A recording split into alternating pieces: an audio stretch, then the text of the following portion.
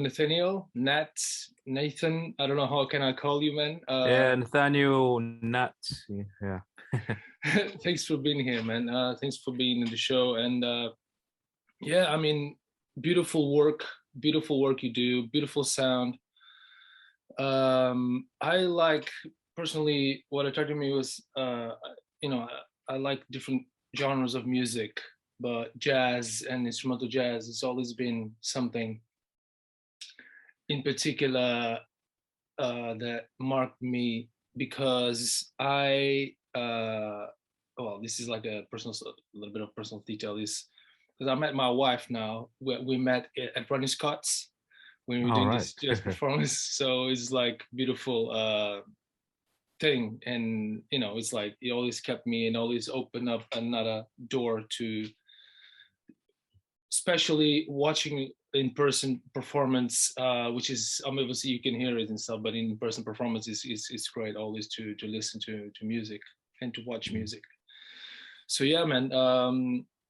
Obviously, tell us a little bit about you. Just obviously, you're from South London, and how you studied. Just a little bit of a bio, and then because obviously you have lots of collaborations as well and appearances, and then we go a bit back. The young Nathaniel story. Yeah. So yeah, Nathaniel Cross. That's me. Yeah, and I've been I played the trombone, so I've been playing since the age of 10. So yeah, started in primary school and just kept it up, kept going, till now and beyond. Yeah, and so studied through primary school, secondary school, sixth form, through to conservatoire. So studied out there at Guildhall School of Music and Drama. I did the jazz course there. And yes, it's going through, what sorry to interrupt. What inspired you before you doing all that when you were small? Did you hear music at home and inspire you, or what's going on? What was the trigger for you to follow that path? First the trombone. It was actually given to me, the trombone. Okay. Because in my primary school, they just had a cupboard full of old brass instruments, but instead of throwing them away, the head teacher, she decided to hire a teacher. So they just handed out slips to all the kids. If you want to learn an instrument, get your parents to sign it. So me and my brother, we got our parents to sign it, and then the brass teacher, like, he took all the kids whose parents signed slips, and he just had a table full of random mouthpieces, so trombones, euphoniums, trumpet, cornet, different size mouthpieces. So he kind of just showed everyone how to blow through the mouthpiece. Just give you the the basics. The basics of what to do to get a sound out of it, and then whichever one you could get a sound out of or get the best sound out of, he just assigned you to that instrument. So I guess I must have got the best sound out of a trombone mouthpiece. So then he was like, "You play trombone," so I just kept it up ever since then. Nice. Yeah, but before that, I didn't really hear much trombone in the house, or much jazz as well, because I grew up in more of a Caribbean house. So I had a lot of calypso growing up, soca, reggae, ska. I had a lot of that kind of music growing up. Yeah. And like R&B, was what was on the TV a lot as well. So I heard more of those sounds growing up. Yeah. Then found jazz in my early teens. And how was that? How was through friends, family, or? So I used to go to a thing called Connecticut Blocko. So yeah, I don't know if you know Ruben Fox. He's a saxophone player from the UK, but his dad used to run it. Okay. Yeah, Ruben is a friend of mine. Plays a lot over. I don't know if you know Mark Kavuma, another great trumpet player. But yeah, I've known those guys for a long time. But Ruben's dad used to run Connecticut. So it was like kind of like a carnival band. So every summer, Ruben's dad, Matt Fox, the late Matt Fox, rest in peace. He would, just choose like these great songs, just like samba tunes, Fela Kuti tunes, Sun Ra tunes, just tunes from all over the world, because he just we just knew so much Soak it range all of in. music. Yeah. Yeah, so we used to do that. So you'd have like brass and woodwind coming together. Then on another side, you have a lot of like samba drums. So there was like, the drumming section. Yeah. You also had like a dance section. So we'd all rehearse, for 2 weeks. Then on the last week, just come together and then, just put on a whole procession, you have face paint, costumes, and all of that. And so, You do the Notting Hill so Carnival. yeah, I used to do Notting Hill Carnival all the time. Did the Yeah. Thames Hall Festival when that was running back in the day. Mm-hmm. Yeah, I did a lot. So it was through that I met some of my earlier mentors. So yeah, Matt Fox, Claude Depper, Andy Grappy. So Andy Grappy's tuba player. So I think my brother's first teacher or one of his early teachers, like tuba. But he saw there were a few of us in Connecticut, he saw a few of us had promise and we're trying to be serious about music. Mm. So he would let us know when he was doing gigs or when there were like gigs happening. And then, he told me and my brother about, Tomorrow's Warriors and these kind of things. So that's how we got into that. And then, yeah, what got me into jazz and jazz trombone in particular was, Andy said to me, check out J.J. Johnson. So, it's one of the, the legendary, trombone players. Yeah. Yeah, one of the innovative, trombone players when it comes to, bebop. Mm-hmm. Because before that, I had no reference as to how the trombone was meant to sound outside of, classical. Of course. So yeah, I wasn't really like into the sound of trombone because I didn't really know how like good trombone was meant to sound. Mm-hmm. Just had like excerpts and those kinds of. But when I listened to J.J. Johnson, I was just like, whoa, this is a different level. Yeah, it's like this is how the trombone is meant to sound. Yeah. So yeah, that's after hearing JJ, I was like, wow, like yeah, trombone is amazing. And just things he was doing, I was like, wow, you can actually do these things on this instrument. And then spent time just trying to emulate what he does and just learning, just exploring the sounds and techniques and those kind of things. So yeah, so it's about 13, 14. So I started Connecticut at 13. So yeah, that was on the time when I first met Andy, and he told me about JJ Johnson. So that was in my introduction to jazz and jazz trombone. Yeah.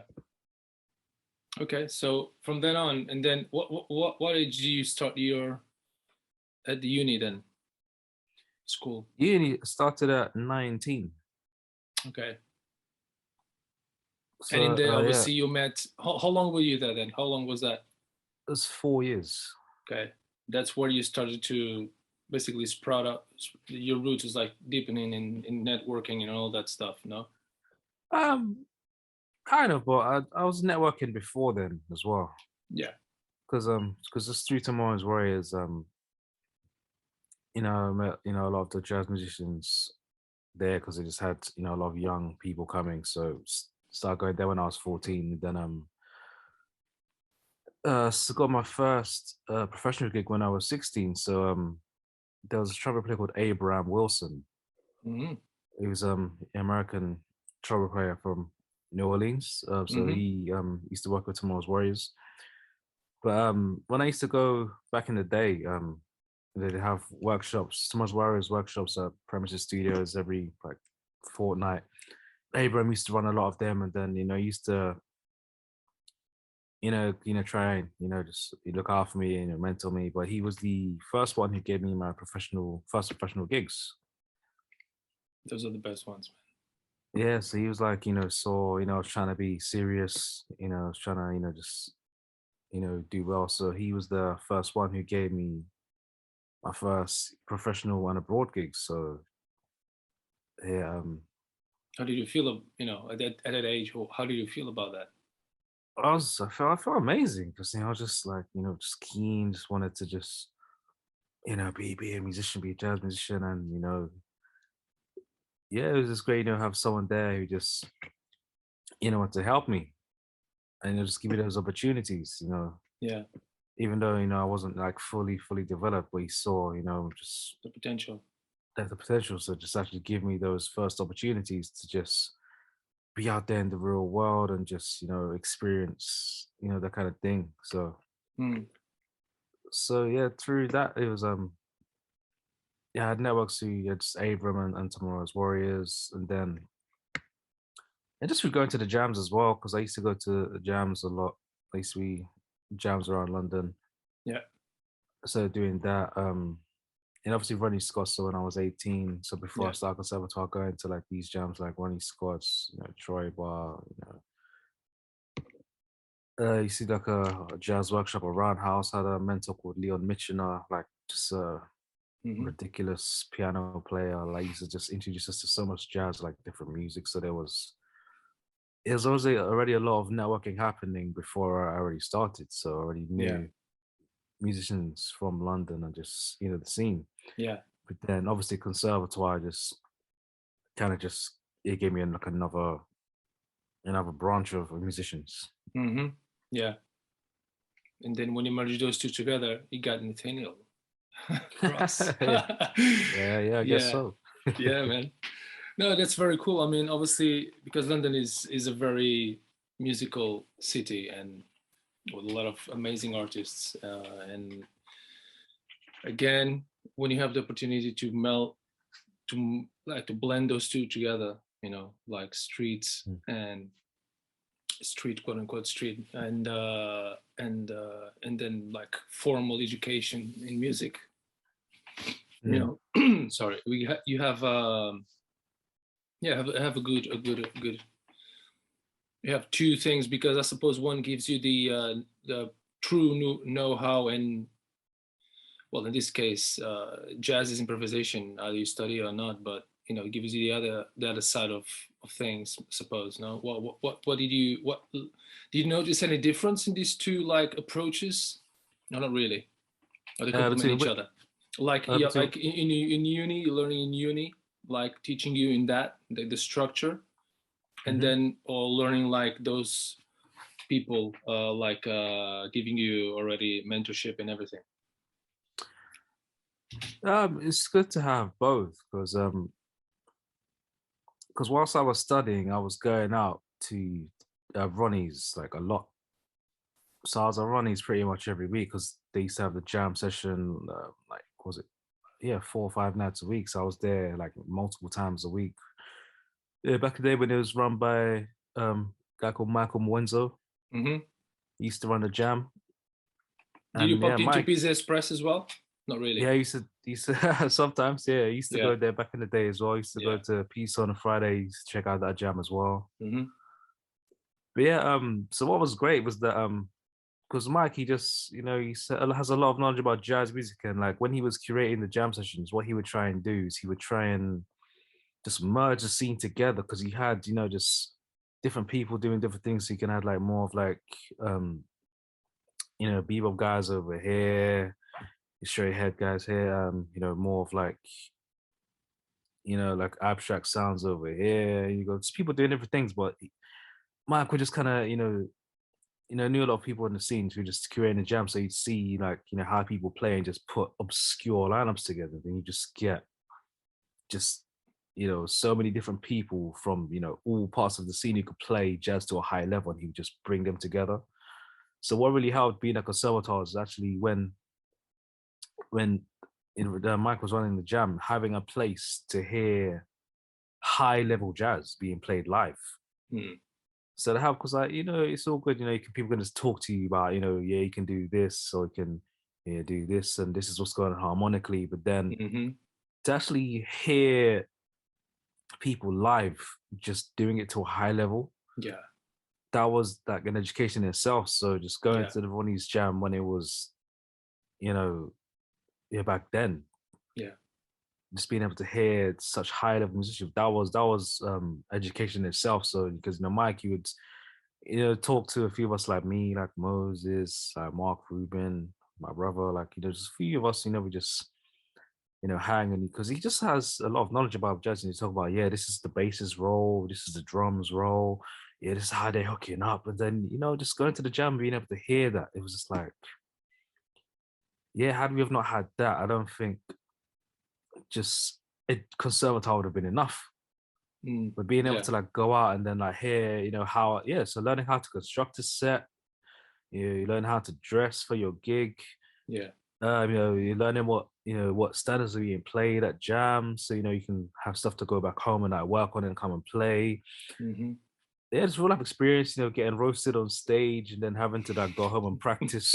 All Yeah. these things, just Yeah. the real life education. So just having, the quote unquote formal training, but Yeah. then also just the real life training, just those much together is just definitely gave me a more, just rounded education, as it were. Yeah. Yeah. I think so, man. Because it's like if you compare with food, it's like uni, you have they give you all the ingredients separate, and you can cook a nice meal. But then if you go to real life, that's where the thing happens. But when you, oh no, this guy, like for that guy in Ronnie Scott, he knows how to put all the ingredients together to make a really, really good meal. Yeah, You that's the know? thing, because like, it's how I feel, Yeah. you know, jazz education in a way, because it's like, music, people like to put out all their licks and tricks and like Yeah. do all Showing this stuff. off. But it's like, but you think about like language, because you talk about jazz language, but you think about Yeah. language, like you don't care if somebody knows every word in the dictionary in the thesaurus. True. You just, doesn't mean you're going to be interesting to talk to. Yeah. Yeah. Exactly. So it's that kind of thing. Like, if you got all this knowledge, what are you going to do with it? How do you, put a message across? Or how do you, put a piece of you out there? So I think Hmm.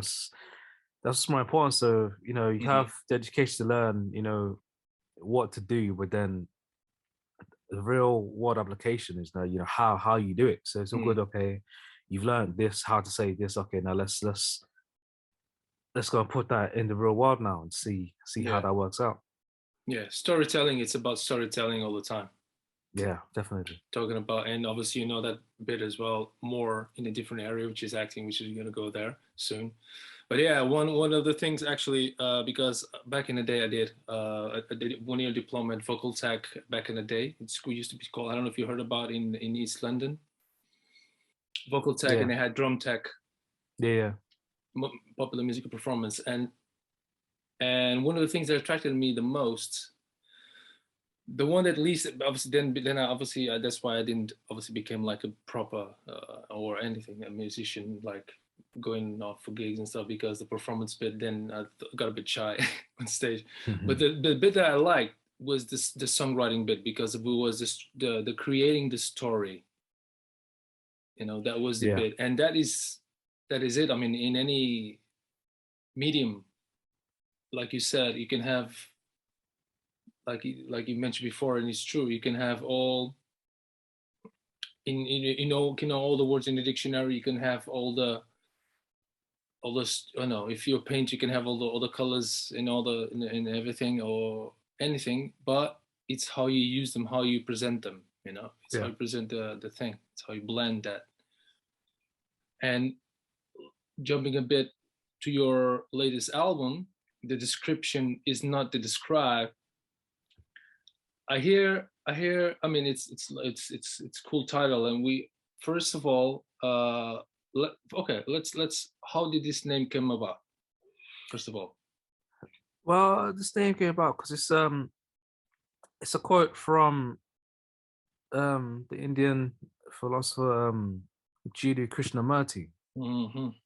So just in my later teens, so like 18 onwards, I started reading a lot of Krishnamurti. Like just someone who lived in my area, he just introduced me to like his books on this. I just really resonated with what he was saying, because it's like just what he talks about, just like it's not like, you gotta meditate and reach Hmm. nirvana and do all these things. Yeah. Just simple things, just like Everyday things. just everyday things, just being aware of just so many things. Like the message is so simple, but if you can understand that simplicity, it just blows your mind. Yeah. And so it was just, just very influential for me. I just feel just in life, it just helped me, gain a lot of clarity and balance, and just just helped me through some tough times in life as well. Just understanding Yeah. just the simple message of life, that just focus on the simple things, because complicated things are just many simple things. So Yeah. Yeah. It's the mind. The mind is always there complicating things. Yeah. Yeah, but the reason I chose that title because it just reflected because when I was just making the record at the time, because these are compositions I'd written in previous years, and just after finishing conservatoire, I was just thinking, how do I want it to sound, so I was just I think how do I want to put these compositions together, what kind of sound I want to put out there for myself. Yeah. And then like you get the usual questions, when you're doing music. Oh, what genre is it? What style is it? Box. Yeah, like it described to me in 3 words your sound, and it's kind of like, yeah. and you just kind of think like, do I have to do that? Yeah. But then when I was just thinking about a title for this thing, but because every time we like you did a record, you always get the same questions. What's the vibe? What's the genre? Blah blah, etc. But then I just remember that quote because I'd read that quote. Yeah. In previous years, the description is not the described. So the full quote is the description is not the described. I can describe the mountain, but the description is not the mountain. And if you're caught up in the description as most people are, then you will never see the mountain. Yeah. So yeah. So to me, that's like, in Enter the Dragon, Bruce Lee is like, it's like a finger pointed to the moon. Exactly. I was going to say that, man.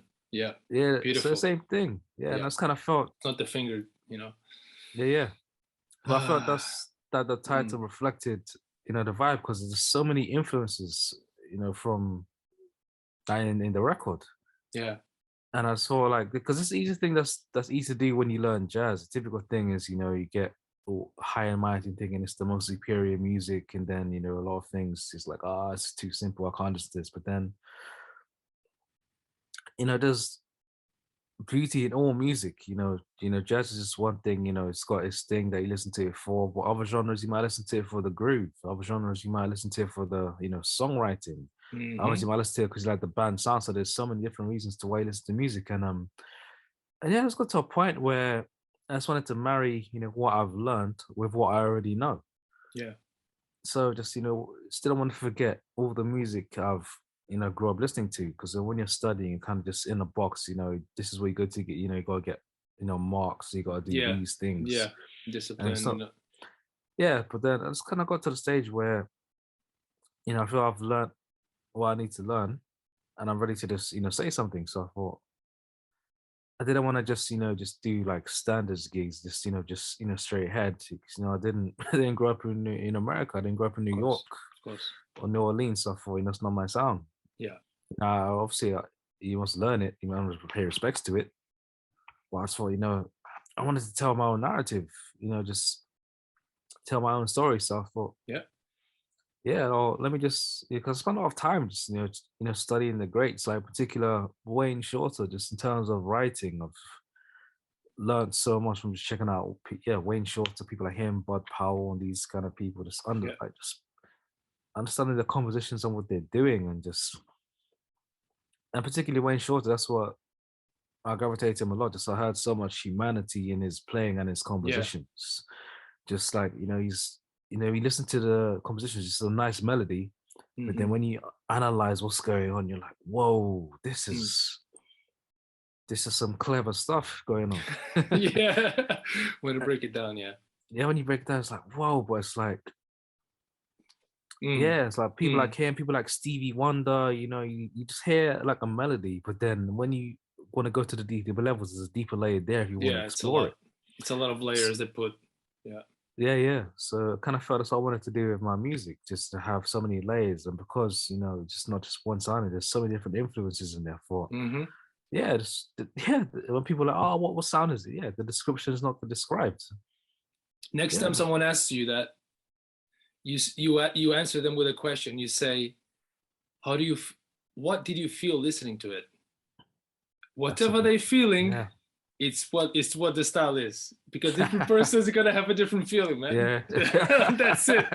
Because that's what it is. At the end of the day, people, when you listen to music, you feel something, and then each person feels a bit different, and particularly jazz, because it's abstract.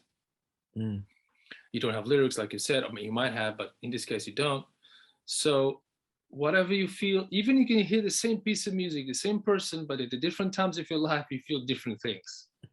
Mm. So how can you put that in a box? You can't. No, yeah, and then that's it, man. Just human emotions is always Exactly. changing. And also just with the title as well, I just thought it kind of just reflects where we're at in life. Because Exactly. everyone wants to be in a box. And everyone's like, I'm part of, this club over here or this Mm-hmm. sect, this religion, Mm-hmm. Mm-hmm. this, and it's just like It's limiting your it's limiting. And your it's like, unlimited people, potential. yeah, Yeah. unlimited potential and just, put ourselves in like a box, whatever it is, like, identify as this religion or this gender or this. And it's like, it's just very limiting to just say, this is all I am, or this is why I want to identify with. And it's like, Mm. even within, your movements, Yeah. you could be in people who believe in the same faith. But if you Yes. say to them, draw me a picture of God, people will have their own interpretation. So I feel it's just Exactly. limiting. Yeah, it's limiting to just put ourselves in these boxes. And then, yeah, it's just Yeah. focusing on the label. I feel when you want to box yourself, you just Yeah. focus on the label rather than the person. So like, it's like I always, you're liking it to, smelling something. Like Mm. someone says, smell this perfume. Someone could like write about a perfume. Some could write, you know, 10,000 pages giving you the most accurate description of a smell. Mm-hmm. And just their words transport you to a place where you just imagine, you're smelling this thing, but then it will never ever come anywhere close to actually just smelling the essence. No. So that's kind of how I felt about life, just yeah, we need to get out of our boxes, rather than Yeah. just boxing ourselves and not boxing other people in, just experience, just yeah, the description is not the described, just if you're looking, if you go to the source, then that's what the beauty is, rather than just someone giving you a description. So I thought, Totally, yes, man. music, yeah, so for musically, just the melting pot of sounds, described it very well, and just especially in the jazz scene, you go like, oh, what is jazz? Oh, this is jazz. This is not jazz. You know. Anyway, yeah, I mean, you're totally right. I mean, I'm really happy that people like you and really, I mean, at the end of the day, I think one of the things about that is because we are obviously social animals. When you crave for that connection and that belonging with Mm, other people that are like, and the problem is like the thing with the finger pointing, it's not the fingers, is we focus on the thing that we created that it seems like it connects all of us, but it's not the thing that connects all of us. It's all of us. Period. yeah. Yeah. It's not the thing. It's us. Yeah. And Definitely. that's the thing, because obviously it's ingrained in us millions of years, whatever, that we exist and kept us together and safe and all that stuff. But as soon as we drop, I mean, obviously, it's the same as borders with countries and stuff like that. It's all imaginary. It's the same Yeah. thing, man. The same thing. It's all, if you go and going further and further apart, it doesn't exist really. Mm, I mean, listening to you, I can hear a couple of ones. Uh, I can hear Brazilian rhythm, 3/4. I mm, can hear Caribbean a little bit as well. I mean, it's again, it's like you can hear different songs, you can hear a different variety of influences in there. So you definitely cannot say, oh, this is a Brazilian jazz. Oh, this is you know, yeah. you can't. You can't. So okay, working with how was the experience of obviously starting to collaborate for real with not for real, not, it wasn't with fake, but I mean, like, okay, this is a different level now, more mature, a bit more experience, collaborating with these different artists that you collaborated with, like Solange and all these people. Have a list in here. I will in the beginning and the intro I said already, Stormzy, Macy Gray, and so on and so forth, and Mm. participating in all these arenas of festivals. How was like the first one or two people that said, "Damn, okay, this is getting hot now." Um, yeah, I think the Macy Gray was like one of the first ones because I was working with a big band, so with saxophone player David Murray, like this Hmm. yeah, great sax player. So it's his big band with Macy Gray. So and again, it's just funny, yeah, again networking because that Of gig it course. came about through again going to the jams. I used to go down to there used to be a jam in the Docklands when I was coming up, and then used to go down to Troy Bar and then Haggerston, and that was where I met Brian Edwards, Musingi Edwards, Hmm. this tenor player, just runs the Haggerston jam. And yeah, I just went up from like 18 onwards, I used to see him at all the jams, and he's always just looking out for me and stuff. And then he got that gig, and then they were looking for a trombone player, so he messaged me, "Oh, can you do this gig?" Me? Yeah. Yeah. But yeah, it's just funny. Just these things just comes through just different things. So just networking and just Yeah. people knowing you. So got that through that, and then that was one of my first, experiences. Just doing a series of, the legendary jazz festivals. Just kind of touring as well. Mm. Then yeah, then like Kano as well. Like came through Tom Skinner, who plays drums in Sons of Kemet. Also, now does the Smile. Hmm. So yeah, just known him for years, from years ago. Just seeing people around, the scene, and then Kano needed some brass players. He played with my brother, and knew us both. So yeah, it's like called us with that. Yeah, similar thing with the Solange thing. She was coming to UK looking for some players from the area. Then someone I knew some people who knew me, and then Of course. just this thing just comes through everything's but also just being open minded as well, not Yeah. just sticking to one thing, just That's the thing, man. yeah. If So if even there's just one message, sorry, I mean, if there's because I want to really emphasize this because any obviously this is focused on people that love music, but independent music, but also obviously a lot of independent artists, music artists. And one of the things that we must emphasize is, although we know that not everyone is an extrovert and all that stuff, right? But one of the key things in, I think, in all the areas, including acting, which will go there with you anyway, mm, but is you need to network, and you put what I've been telling me and what I've been listening is you would go to the jams, you would go almost every week or every week, you would. So basically, you would be there. It doesn't matter if that week nothing happened in terms of knowing no one or mm, anything, but you just learn just by watching, like you said. But one day it might, and one day you might get introduced to this and that and the other whilst yeah, you work at home. So it's like a combination of both that prompts that. yeah, definitely. Because even studying conservatoire, just around all the different conservatoires in London, just you've had musicians who they leave and they don't know what to do, they don't know where to go. Exactly. So just having that there, just They need to continue to work, man. yeah, but also not so much just going to the jams, but I feel just going with purpose. Mm. That's the thing as well, because you can just go to the jam, just want to go and drink, Oh and yeah, yeah, smoke, yeah, yeah. just waste time. But I think also just You would go going with working.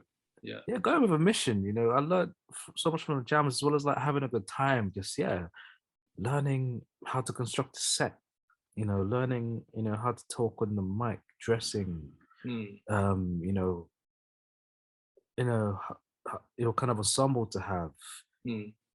putting on rehearsals, just organizing gigs. Like there's so much to be learned from the jams, away from, just like, going on stage and soloing and, just, letting everyone know how great you are. Just there's so many things to be learned from going to the jams. And I felt definitely, as well as networking, I felt just going with purpose is what helped it out as well. So just, wanting to improve. So just going out here and what's being played. And I feel, okay, well, if this was being played, then maybe I should, learn, these kind of things, learn these tunes, Mm-hmm. just seeking out people as well. So if, I met, some elder musicians at the gigs and just reaching out to them and be like, oh, can I have a lesson? Or yeah, can you show me some stuff? Just going out with a mission is important as well. So not just, just get out for the sake of it. Yeah, like you said, not just to network, it's part of it. Exactly. So it's just, I feel just, just being curious and interested in what you do is the main thing. So the more curious and interested you are in what you're doing, then it gives you more of a sense of purpose. And then if you truly, you know, believe in what you're doing in yourself, then there are things you will just do. So when you're going out, just paying attention to those, these details that I've listed. Yeah, yeah, I believe that so, man. Again, there's a saying is, what is it? Attention is intention. Yeah. Yeah. So obviously, again, it's not like you really love that, and obviously you put in all the work, extra work, not just by the book, as it were. Because if you were just by the book, you would just focus on the trombone player, focus on those details, whatever, everything that. But you were beyond. It was just like the world of the whole thing, arranging that thing, all those small details. You are really interesting in that. So you just you're like embedded. Like you, I think you subconsciously maybe you're doing that already, seeing yourself in that. In that environment, drinking that visually, I suppose. No. Yeah, definitely. Mm. And that's the thing I feel as well is good about the jams as well. Is just going out, to these jams and gigs. You kind of see all the different characters. Yeah, of course. So I think as well, just by seeing all the different kind of characters, it can give you a kind of scope of what you might want for yourself as well. Because rather than kind of just having no experience and then you just getting overwhelmed with the nightlife and just these kind of things, we're just going on, you see all the different types of people that go to these things, and then you kind of, just kind of, or for me, definitely helped me, give me an indication of what I want, what I might want for myself, because because you always get the stigma of musicians, like you can be a virtuoso, but then you're most likely gonna be crazy or gonna be a mess, and but you see so many different characters, so you can, I feel, gives you an indication of how you can navigate these things. Just look at the quote unquote good and bad examples. Just looking at just all the different scenarios that exist, the kind of characters that exist, and just think, how can I navigate this as well? Yeah. So let's go talk about your acting parts. So because you've been cast as an extras already, some programs, on TV, Netflix, ITV, Murder on the Home Front, The Hawking, The Crown. So obviously that's part of what you did, and you knew what you learned as well in that area. So how and when did that happen? Again, man, it's just people got some work, and then they needed some musicians, and then people who knew me and then called me. But it's like yeah, it's weird because it wasn't so much conservatoire to help me with that. Like there were elements, the elements of bits where we got to do collaborations, and you do bits of acting, or the modules where you talk about what kind of in what kind of vibe you trying to, emotion are you trying to put out with this solo composition, that kind of thing. But that level was more just they just needed musicians. So yeah, it's like period drama, so they like send you the tracks in advance so you can get a feel for tell you, give you a brief on what it's about. So was it like Murder on the Home Front, Halcyon, just period dramas. So yeah, you kind of have an idea of what you're getting into, and then when you're on set, it's like they just kind of give you like a brief. And obviously, they know you're not trained actor, so they don't expect you to just you know. Nail it. You know, Hey guy, we're gonna do this on one take, all right? Yeah, it's like don't mess it up. Exactly, no pressure. Yeah, it's like but yeah, similar thing to the music, just the networking. Just like there's just again, the same with music, there's just so many opportunities. Yeah. As well, away from just playing an instrument and just being on stage. Like there are other things that come up. So